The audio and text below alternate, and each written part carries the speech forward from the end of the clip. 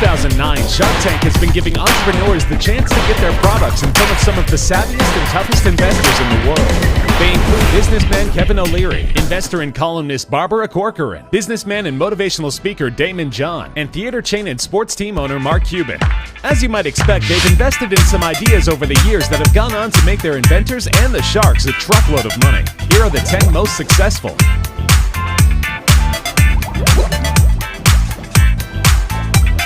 Lonnie Lazzari was only 18 when she made her debut on the show in 2013, but she had already been honing her craft for almost 5 years. She began developing her simple sugars, facial scrubs with no harsh chemicals or artificial ingredients when she was only 11, and by 13 she turned it into an online business. She had already grossed $50,000 in sales when she threw her simple sugars into the Shark Tank and received a big bite from investor Mark Cuban.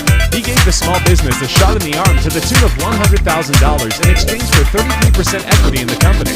Lonnie would need the cash to help her expand quickly, as sales of her product nearly quadrupled the first day after her appearance on the show.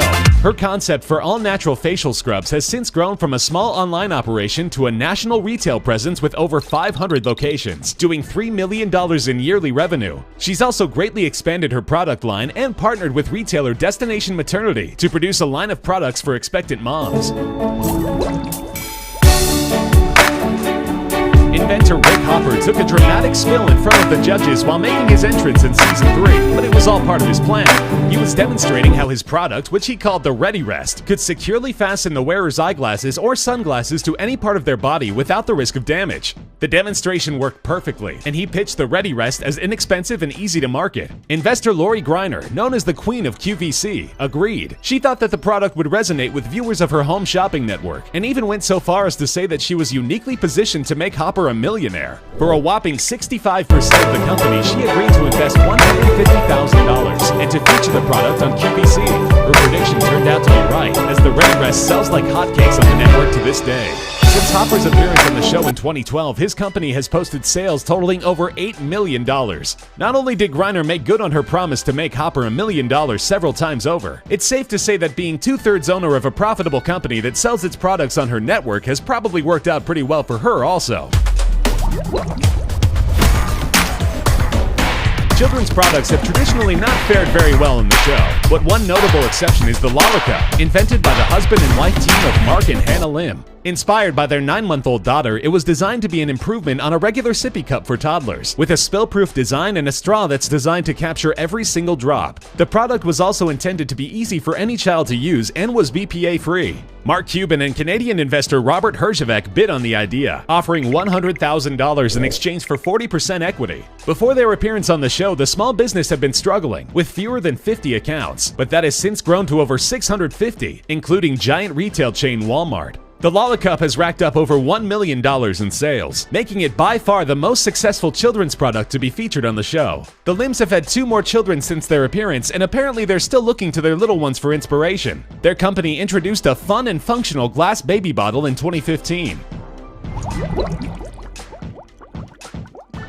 Mother and daughter duo Danielle Villaggi and Tracy Noonan hit the show on Season 4 with an interesting culinary creation, gourmet cupcakes in a jar that are shipped to their customers, calling them Wicked Good Cupcakes. They had gotten the idea as an interesting way to take their local bakery nationwide. They knew the presentation was going their way when every one of the judges barely managed to get muffled compliments out of their mouth while scarfing the sample cupcakes they were given. While they were offering 20% of their company in exchange for $75,000, investor Kevin O'Leary had a different idea. He agreed to provide the cash in exchange for a royalty arrangement instead. He would receive $1 per cupcake until he broke even on his investment, and then 50 cents per cupcake thereafter. It turned out to be a great arrangement all around, as sales of Wicked Good Cupcakes have grown to almost $5 million annually since their Shark Tank appearance. It doesn't take a lot of math to figure out that O'Leary has made an absolute killing from his initial $75,000 investment, and Danielle and Tracy have gone from a small struggling operation to a multi-million-dollar brand.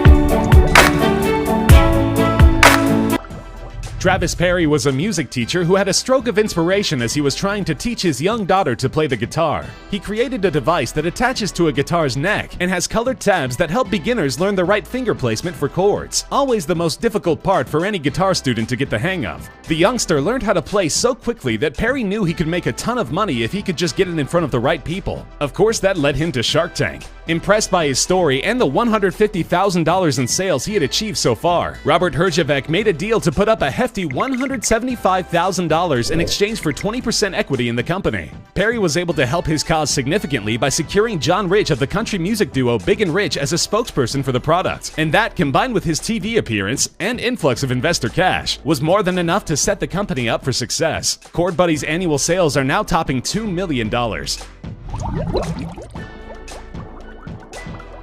In Season 5, 1031 Productions owner Melissa Carbone also found herself in front of a shark who was in a unique position to help her company succeed. The company holds live-action, horror-themed Halloween events that make your standard haunted house look like a soothing daydream by comparison. At the time of her appearance on the show, Melissa was confined by her company's budget to only operating in her home state of California. But with his deep pockets and multiple holdings in live entertainment, Mark Cuban turned that situation around in a hurry. Cuban gave Melissa the richest offer ever extended on Shark Tank to that time, an eye-popping $2 million for 20% of the company. Of course, he was also able to secure her a ticket distribution contract with Live Nation, virtually guaranteeing that his investment would see a healthy return. The TV appearance has helped 1031 Productions to over 400,000 paying customers, and their projected revenue grew to $3 million in 2014 and $5 million in 2015. The gigantic investment appears to slowly but surely be paying off.